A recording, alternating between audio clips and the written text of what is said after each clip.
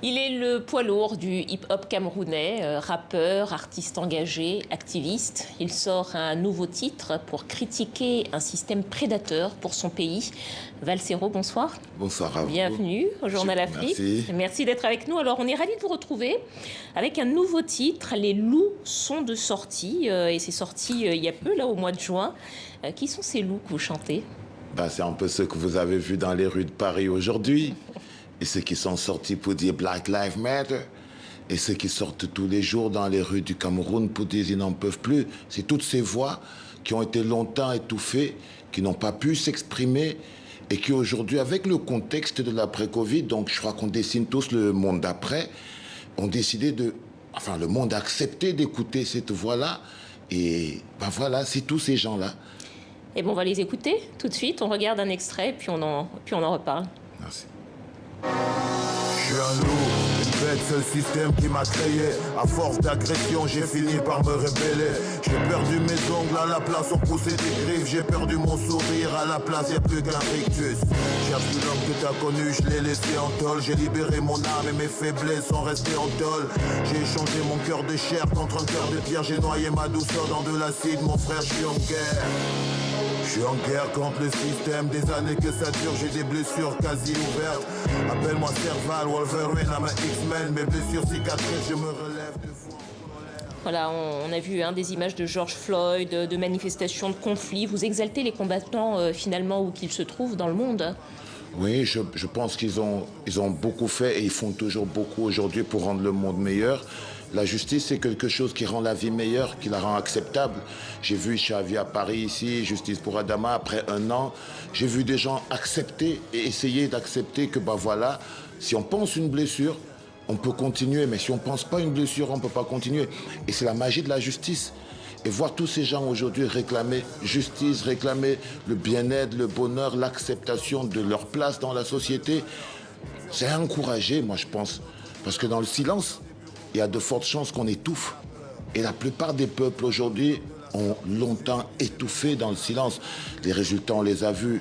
Quand on voit des jeunes qui rejoignent les branches armées islamiques, radicaux, qui se radicalisent dans un sens comme dans un autre, même au Cameroun, quand vous voyez ces jeunes aujourd'hui qui rejoignent par exemple la résistance amazonienne du côté du nord-ouest, le sud-ouest du Cameroun, c'est cette souffrance-là, cette incapacité de s'exprimer, ou alors la non-acceptation de leur voix par le système en place à un moment fait que, vu qu'on ne nous écoute pas, on va prendre le chemin de ce qu'on appellerait entre guillemets l'illégalité.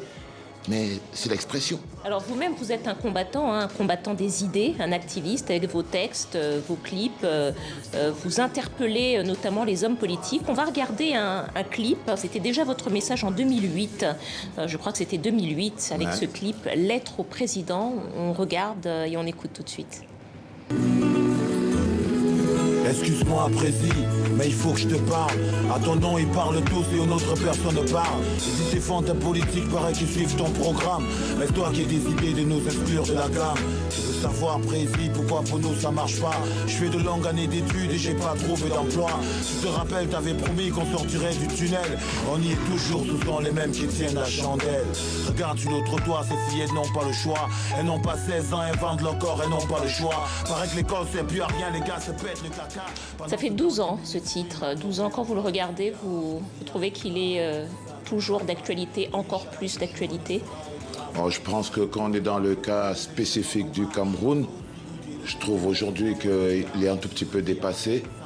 Parce qu'avec le temps, la situation a grave évolué. À l'époque, le président était la solution. En mieux ou en moins bien? Mais en pire. En pire. À l'époque, le président du Cameroun était la solution. Il avait les coups des franches, il gérait encore le pays et il pouvait être une voix qui pourrait stopper ça. Donc il avait encore la possibilité de le faire. Aujourd'hui, c'est clair que on a des difficultés à imaginer qu'on est encore dirigé au Cameroun par le président Paul Biya. C'est ça qui est difficile à comprendre. Vous êtes journaliste, vous voyez bien toutes ces polémiques qu'il y a dans la presse aujourd'hui, où on a plus l'ambassadeur français présent dans les médias camerounais à donner des directives, que ce soit pour la lutte contre le Covid ou alors que ce soit par exemple pour remettre même des diplômes pour des militaires qui sortent. Je trouve que c'est une atteinte énorme à la souveraineté qui nous pousse direct à nous poser la question fondamentale, c'est qui dirige le Cameroun aujourd'hui. En tout cas, vous vous êtes rapproché d'un autre homme politique, Maurice Kamto, l'opposant, qui a été candidat d'ailleurs à la présidentielle de 2018. Vous avez été emprisonné, d'ailleurs avec ses partisans, pendant 10 mois l'an dernier. La politique, pour vous, c'est votre nouveau combat? C'est un passage obligé, à votre avis, quand on souhaite faire passer des idées? C'est la clé. C'est la clé. La politique organise la société. La politique éduque les masses. La gouvernance s'appuie sur la politique. Tout est politique au final. C'est-à-dire que si jamais vous ne vous impliquez pas en politique, si vous ne donnez pas votre avis, si vous ne faites pas entendre votre voix, il y a de fortes chances que ça se décide sans vous. Et comme on dit, si on décide sans vous, c'est qu'on décide contre vous. Et ça a été je crois que c'est le principal problème des populations africaines. Et je crois que là, même en Angleterre, ils se sont rendus compte quand ils ont fait le Brexit, que s'ils n'allaient pas voter, ils auraient des problèmes. Et c'est ce qui est arrivé dans plusieurs pays en Afrique où les jeunes ont été écartés de la chose politique. Au Cameroun, c'était un dogme. L'école aux écoliers, la politique aux politiciens. Les parents essayaient de maintenir très loin les enfants de la politique. C'était dangereux de s'impliquer en politique ou alors d'avoir un avis politique. Résultat, pendant plus de 50 ans, on a décidé pour le peuple camerounais, sans le peuple camerounais. En 2008, lorsque vous écrivez cette lettre au président, vous avez encore l'espoir qu'il pourra faire quelque chose pour son peuple. Aujourd'hui, vous vous rapprochez de l'opposant Maurice Kamto parce que vous avez l'espoir que lui aussi pourra faire quelque chose pour son peuple. Est-ce qu'il vous arrive de vous décourager? Mais non, pas du tout, pas du tout. Je pense que c'est vivre pour la liberté, c'est vivre. C'est même ça la vie. Je pense pas qu'il faille se décourager parce que l'Afrique a le temps. Le Cameroun a le temps, c'est un jeune continent, c'est une très jeune démocratie qui a encore beaucoup de choses à construire. Et être découragé alors qu'on n'est qu'au départ, il y a des pays comme la France, c'est plus de 50-100 ans de démocratie. Au Cameroun, on fait l'expérience de la démocratie, on fait l'expérience de la participation. Il y a des gens qui n'étaient pas prêts.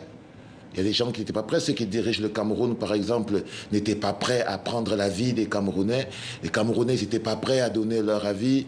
Aujourd'hui, même quand on voit des artistes comme Richard, comme Charlotte, Charlotte Dipanda. Oui, qui aujourd'hui se sentent prêts, un peu comme Caresse, comme beaucoup d'autres. Caresse Fotso. Oui, qui à un moment donné était dans cette...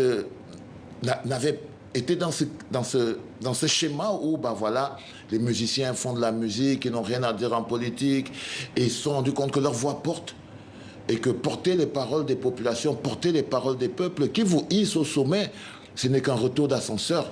C'est une autre façon, finalement, chanter, écrire et faire de la politique, finalement, c'est les deux, c'est le revers de la même médaille, à vous entendre.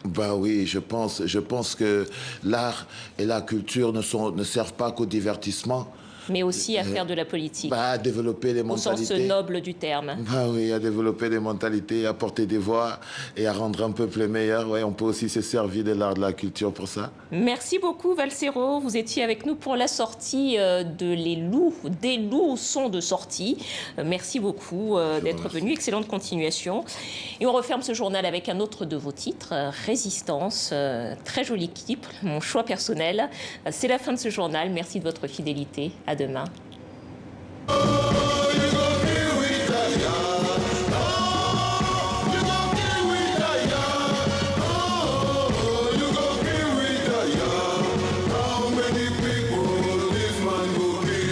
Les années de torture n'ont pas suffi, les années de galère et de supplice.